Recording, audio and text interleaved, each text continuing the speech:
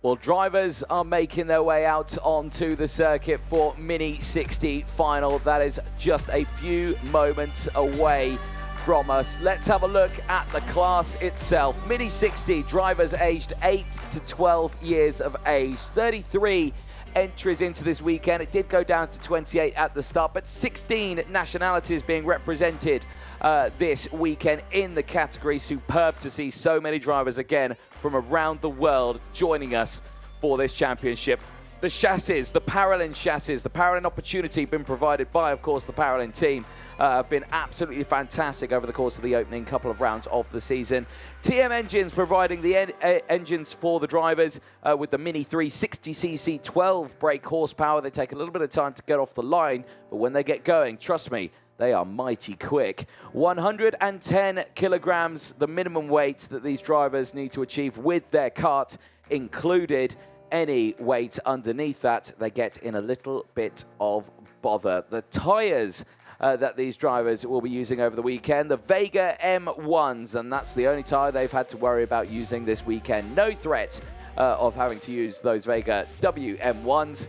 And again, the one dry set and one wet set that get used over the entirety of the day. Obviously, only the dry set have been used for this one. But again, they do have to look after them. It's the hardest compound that is here for the minis, but still, you do have to look after them. Drivers getting themselves organised and on position. Let's quickly take you through the starting lineup for this one. Bruno Priam, who won the final yesterday, starts this one on pole position, has Lucas Palacio alongside. Maxim Bobrojov, who finished on the podium yesterday, has Albert Tam starting alongside, who also finished on the podium yesterday. Vicente Capella goes from the third row of the grid. The Portuguese driver having a really good weekend. We'll have Achilles Peruzzi starting alongside. Oscar Hennock and Augustine Felagoni go from row number 4. They will have the close company of Werner Guth and Lorenzo Zucchetto on row number 5. Row 6 sees Poland's Blażej Kosklewa will have Ava Lawrence alongside. The Treble H, one of the drivers for the Discover Your Drive initiative, starting P12. Antoine Vernet and Aaron Mason go from row number 7. Again, a very packed grid on this one. Min Jae Kim, in his first appearance of the championship here from South Korea, joins Sophie Guth alongside another one of the Discover Your Drive initiative drivers. We'll have Maddox Mason behind, with Oscar Singh joining on row number 9. Row 10 sees Derek Rivera and Lena Salamanca joining, the last of the 3 drivers part of the initiative.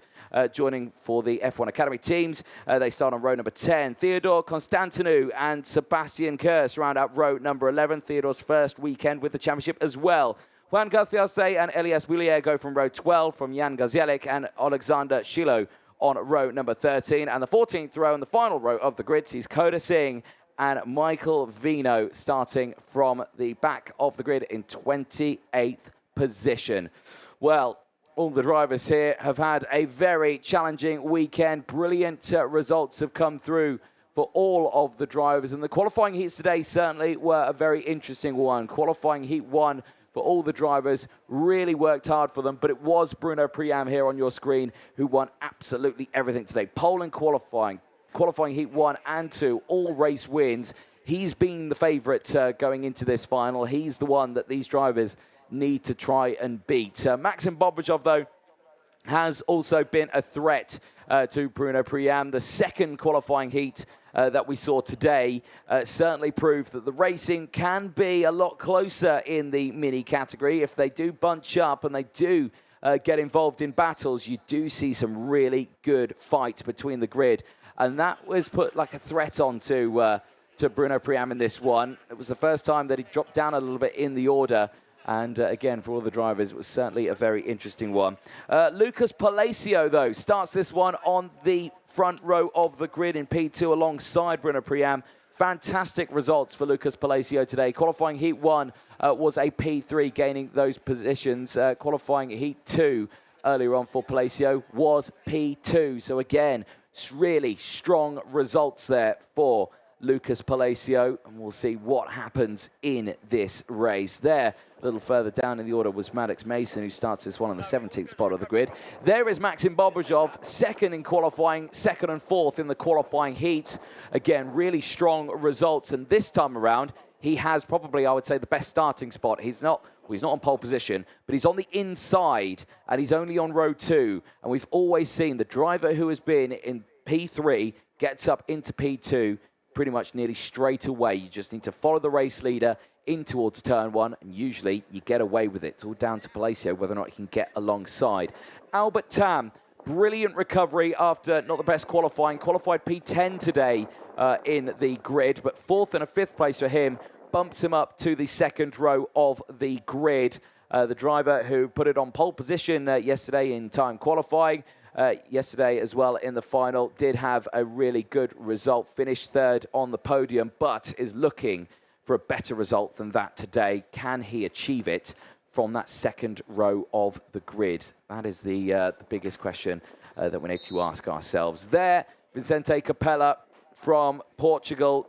Great results here. 7th and a 3rd after qualifying 3rd for the driver from Portugal. He is set, ready to go for this one. A fine driver who has really pushed himself hard in this early stage of the championship, and he's got a great starting spot for this as well. Like I say, the inside of row number 3, only has 4 karts ahead of him, but he's on that inside line. It can really benefit you being on that inside line. There's a little look further back. That's row 6 that you can see Eva Lawrence and Blažej Kostreva starting this one a little further back. And you can see them there lined and ready to go. Eva Lawrence, who has impressed over the course of this one, is the highest ranked of the 3 Discover Your Drive Initiative drivers, part of the F1 Academy scheme, who have joining us over the course of this one to really include females in motorsport and to try and find young female talent in the world of the kart rankings. But here we go then. Engines have fired up as the karts slowly make their way off to start their formation and warm-up laps. Let's quickly once again run you through the starting grid for this one. Bruno Priam and Lucas Palacio go from row number 1. Maxim Bobajov and Albert Tam go from row number 2. Vicente Capella and Achilles Peruzzi round out row 3 from Oscar Hennick and Augustin Felagoni on row 4. Werner Guth and Lorenzo Zucchetto go from row 5 from Blažej Kostreva and Eva Lawrence on row 6. Then it's Antoine Venot and Aaron Mason on row 7. Min Jae Kim and Sophie Guth go from row 8 ahead of Maddox Mason and Oscar Singh on row 9. Derek Rivera and Lena Salamanca go from row number 10 and round out the top 20. Theodore Constantinou and Sebastian Kurz round out row number 11 from Juan Gaciarce and Elias Buller on row number 12.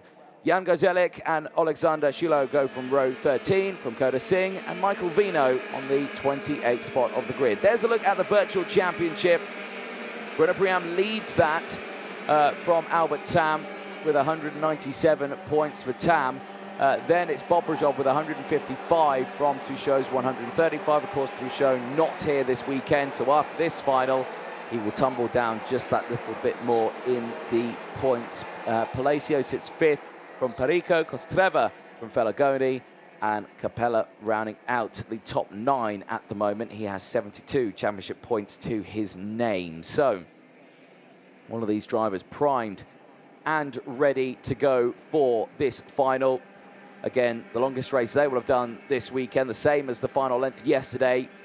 14 laps race distance, 19 or about 20-kilometer race distance for the drivers. And again, reminder yesterday, Bruno taking the win from Bobrajov, Albert Tam. Oscar Hennick finished in 4th place yesterday's final. So again, today, he is looking to see if he can better that one, but he's got a bit of work to do here. He starts on the 4th row of the grid in P7, but we have seen people win from even further back than that in this class in previous races. Well, here we go then. Drivers get themselves formed up in towards the final chicane. Can Bruno Priam take his 2nd final win of the season, or will we get another 4th different final winner in the Mini 60 category? Into the tram lines. Oh, it looks a bit scrappy here. Are we going round again? The answer to that is yes. It is a false start. That's our false start of the day. So confirmation there, the flashing yellow light on the gantry. Drivers will have seen that and will send it back round again and get formed up. Some karts there started to accelerate. Some karts, it looked like, didn't, and big gaps started to form all the way throughout the grid there. So not the cleanest start there. But again, hard to put fault on anyone of why that happened. Just again, it's one of those things that do happen in rolling starts. They are not the easiest thing in the world to do. And of course, this being the youngest drivers here, no fault to them. That not saying they're less experienced by any stretch. They are very experienced drivers, but still not many years in the world of motorsport. Of course, reminder, this championship, 3 rounds, part of this one in the European series. And then, of course, we head to the Middle East for the last 3 rounds of the championships. But all 3 of these categories are part of an arrive and drive system. And, of course, all of the equipment that you see they're using this today has been provided by the many sponsors. TM Kart for the engines, you've got Parolin for the chassis, you've got Vega for the tyres, and, of course, it's all shipped to each and every round by DHL, who have been absolutely fantastic for the championship this season. Well, drivers make their way back into the tram lines. Are we going this time around? The answer to that is yes. It's a great start from the inside row. It's been a terrible start for Lucas Palacio on the outside. He has tumbled down the order. So Bruno, Bobajov, Capella and Hennock get through nice and cleanly at the start of that one. It's a good start. The whole grid gets through turns number 1 and 2 cleanly. Turn number 3, the answer to that is yes. That is probably the cleanest start we have seen so far for the Minis through turns 2 and 3, which is absolutely fantastic to see. The drivers make their way into the infield straight, and Bruno Priam leads the way here, but is under pressure from Maxim Bobajov, who got the great jump there from that second row of the grid. Already trying to pile on the pressure here down the back straight. Now, there's a worry here that Bobajov could just now push Bruno Priam along here now, and they could just break away from the rest of the field. Exactly what they did yesterday, and then we'd have to wait until the very last lap before we see any overtaking. Or could Vincente Capella close in and try and break this fight up? I mean, Bobajov has the dilemma that the fact that yesterday he may have done this, it would have been a long race for them, and then when he waited for the last lap, he only had 2 attempts at trying to get in front, and then it didn't work out on both of those 2 attempts, and he stayed in second place. So again, today, I don't think he kind of wants a repeat of that. I think if he's going to go for it, he's going to go for it sooner rather than later, but we will just have to see on that one. The battle behind, though, is heating up. Now, this is Antoine Vernet, who leads this pack right now. His best result has been a P9 so far in these qualifying heats, after he qualified 9th. Heat 1 didn't fully go his way, dropping to P15, but he sits there at the moment in P4. Oscar Hennock is there in P5 as well, closing right in. Oh, big use of the curbs there. Firstly for Bobajov on the first one, then Bruno on the second curb. Action here as new train starting to form, and oh dear me, that was Oscar Hennock pulling out of the slipstream there, and I think Werner Guth, who was trying to go down the inside, just unsighted there, and a little bit of contact between the 2 of them. Now Werner Guth has gone up, Kostreva's gone up, Hennock's gone down, Palacio it may have been actually, who's dropped down now in towards P8, but certainly a very interesting start. Now you can see Blažej Kostreva going wheel to wheel here with Oscar Hennock. But Hennock is closing that door, denying the gap for the driver behind. Now there's Albert Tam coming through. Tam is could be a driver here who could pile on the pressure, maybe get up into the top 3, just like what happened yesterday, but that's going to be easier said than done. Back with the race leaders here. No change between the top 2.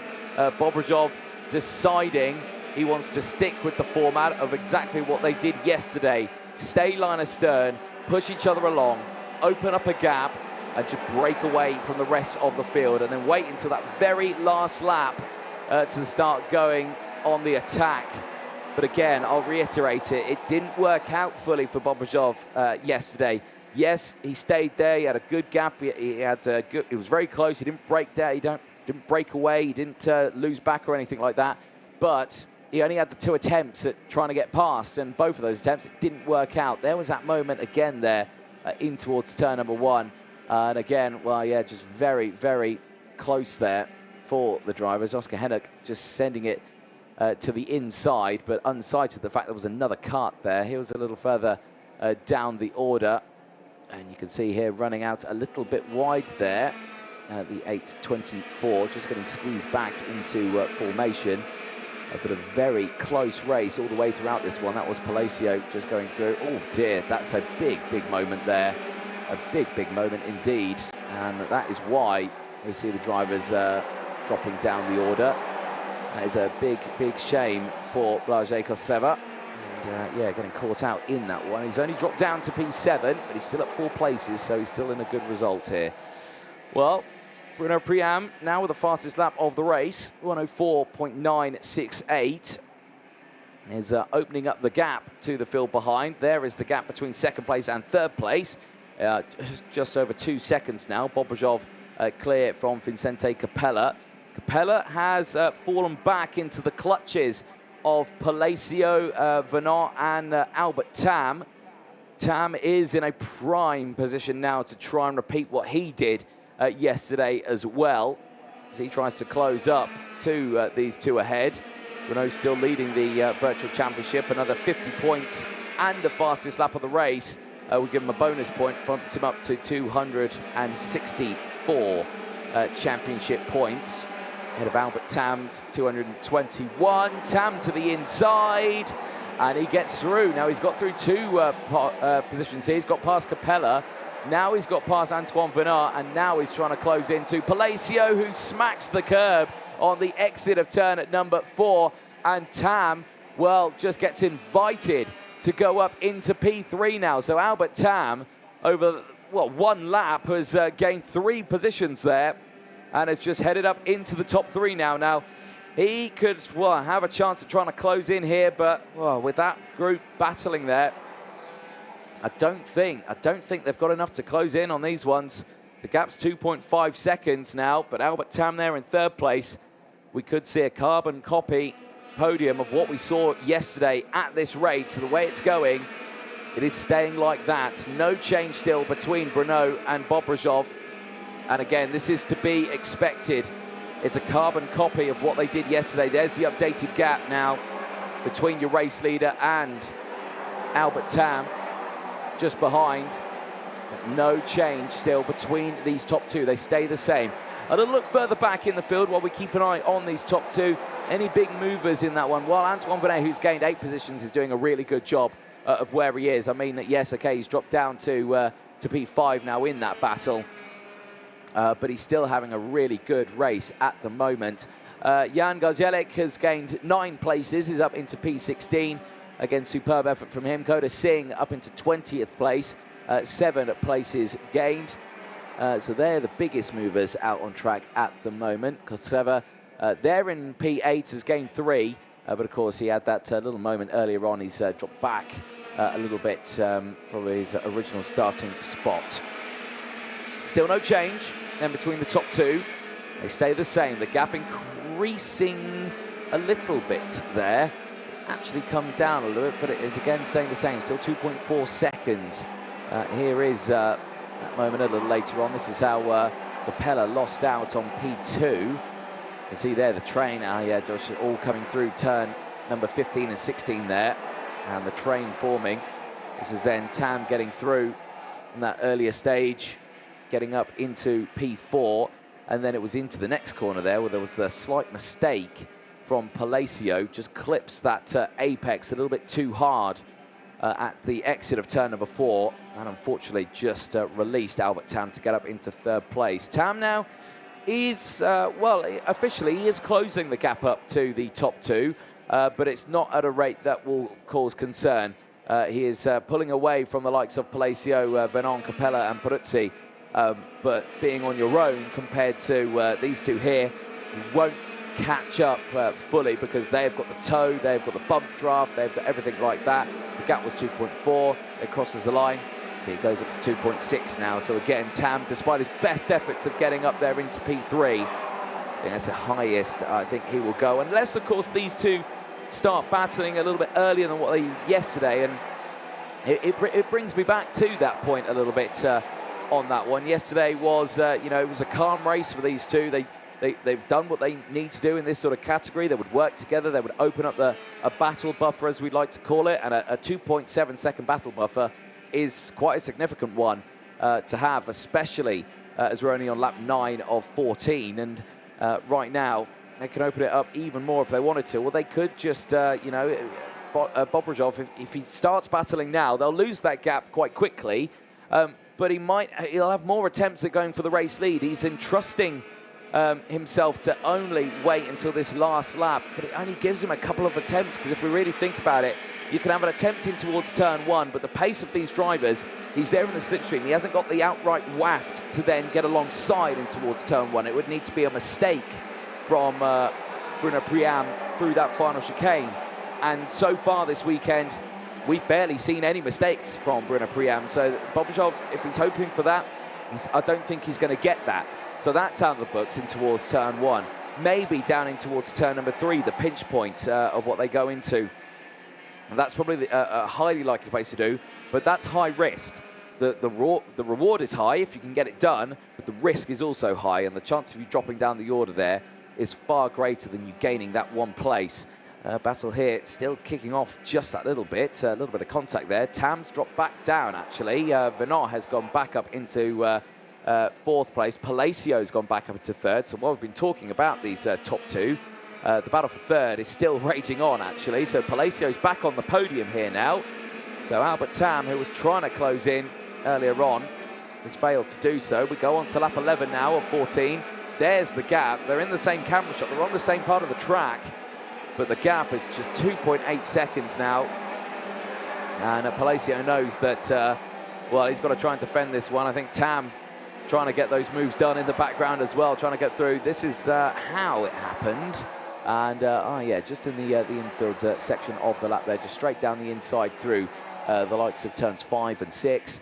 Just nicely timed. And just while we were watching this battle here, we'll keep an eye on that battle for 3rd place as we keep an eye on this. But again, back to you know, the places that Bobrojov could do this. Well, no, we'll cut back to it now because it's all kicking off again. Albert Tam back down the inside through turn number 11 and 12. Retakes a podium spot here, back into 3rd place. Venat still there in P4 and has got the pressure of Palacio and Capella just behind. All of these drivers are fighting for that last spot on the podium. Through the chicane they go, no clipping of the curbs as they keep it nice and calm.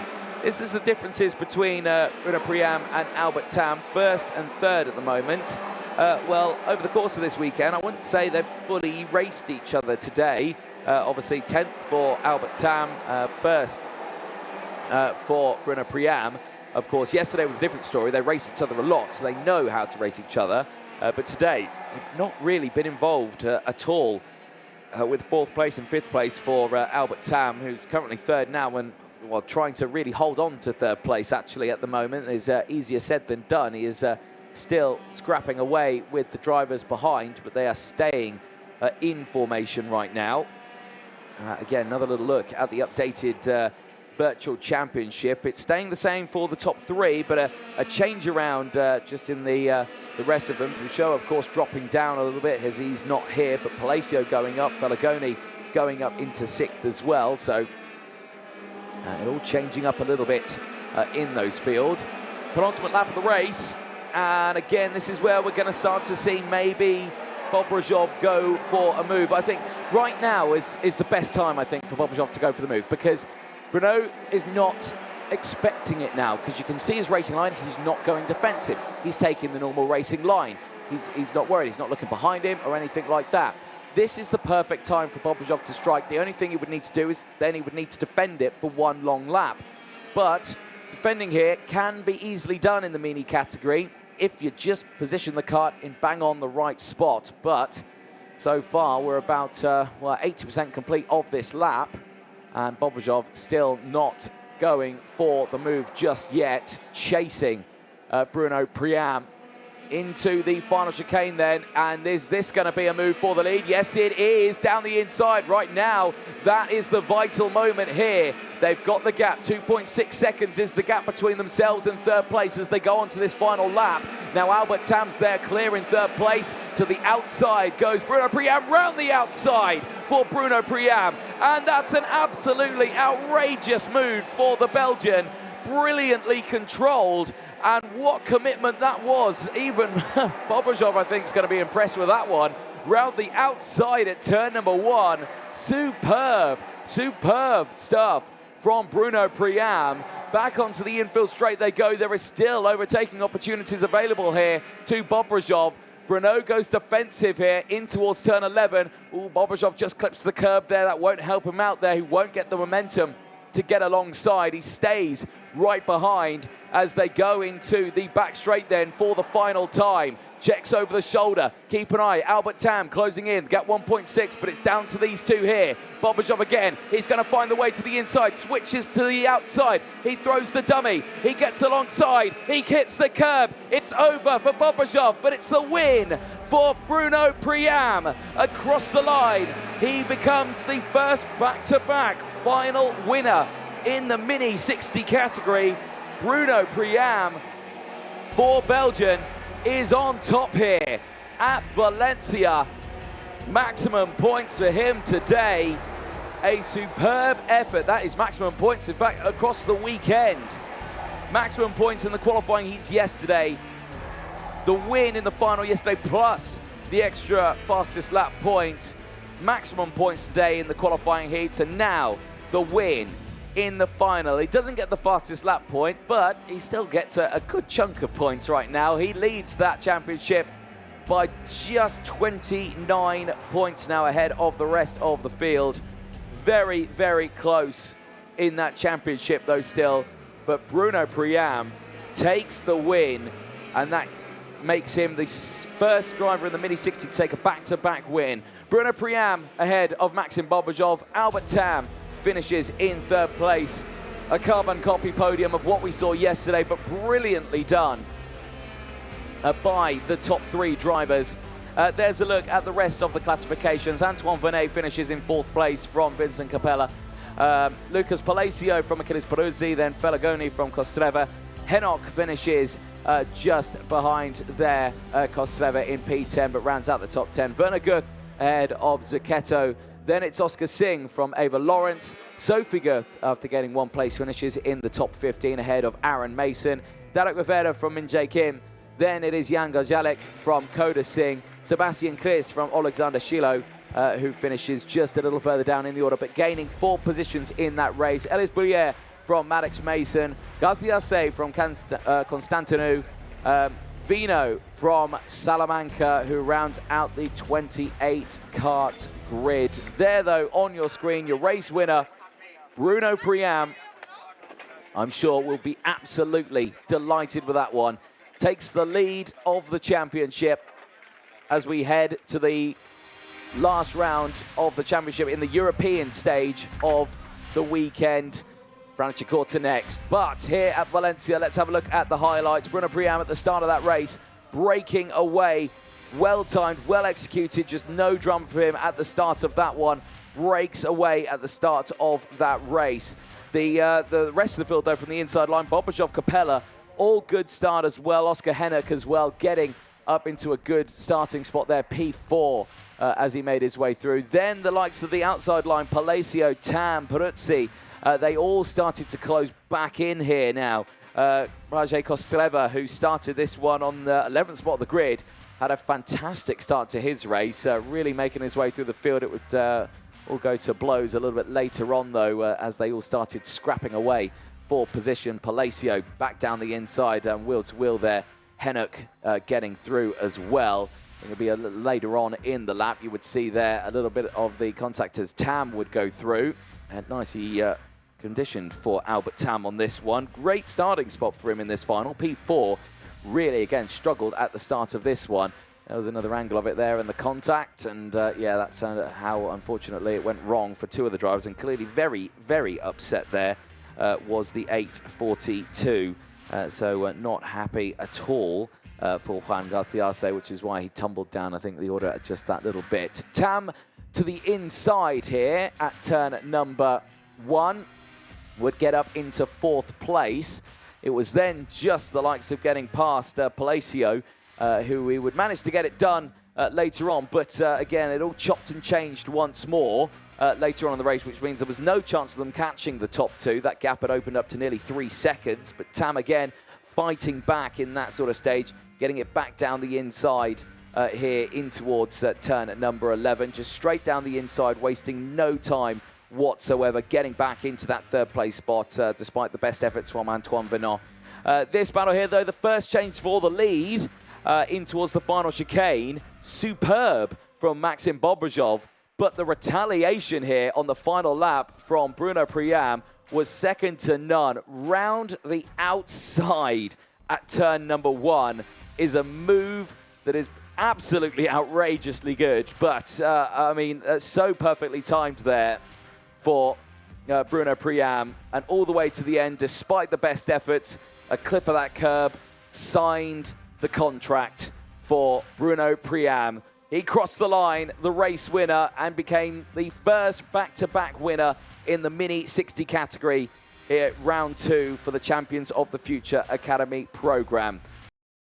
Give it up for your top 3 in the Mini 60 category. Please now welcome onto the podium to present the winner's trophy, Marco Parolin from the Parolin brand, to present the 3rd place trophy to Albert Tam.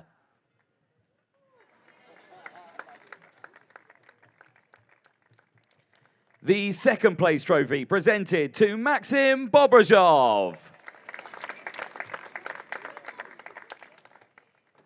And the winner's trophy to Belgium's Bruno Priam. Congratulations, drivers. Another fantastic final. Hold those trophies nice and high up in the air then for me, please, drivers. Nice big smiles for all the photographers down there. Congratulations to the top 3. And if we could get everyone on that top step of the podium once again, nice and close, nice big smiles. There we go. Brilliant stuff for the top 3. Well, just like yesterday, and the reason why that podium might be a little bit sticky, it is time for the champagne. Mark, if you would like to present the drivers with the bottles of champagne. It's been a fabulous weekend, and for all of our drivers now, they can relax while we head to Franciacorta for round 3. Give it up, it's Mini 60, it's champagne!